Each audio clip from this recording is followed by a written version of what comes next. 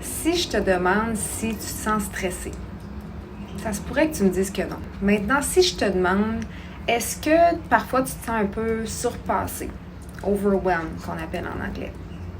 Tu as l'impression que tu as trop de choses à faire. Est-ce que tu as de la misère à relaxer? Mettons que tu dis, OK, là, c'est le temps pour relaxer, mais tu te rends compte que tu as encore la tête qui tourne. Est-ce que tu as des problèmes de sommeil? Soit que tu as de la difficulté à t'endormir, ça prend énormément de temps, ou soit que tu te réveilles fréquemment durant la nuit, puis qu'à ce moment-là, tu as de la misère à te rendormir.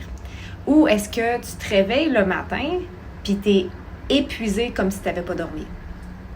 C'est des signes de stress. Puis trop souvent, on s'imagine qu'on n'est pas stressé, alors qu'on est extrêmement stressé à l'intérieur. Notre système nerveux, il roule, mais on ne le ressent pas comme étant du stress. En plus, on vit dans une société que de dire qu'on est stressé, de dire qu'on est fatigué, de dire on se sent surpassé, qu'on se sent épuisé, c'est pas nécessairement bien vu. Faut dire que, ah non, moi je dors 4 heures par nuit puis je me sens super bien. Faut dire qu'on travaille 60 heures par semaine puis tout le monde va dire, ah ouais, t'es donc bien bon. Ah ouais, c'est comme, hey, t'es capable de faire tout ça puis tu te sens pas fatigué.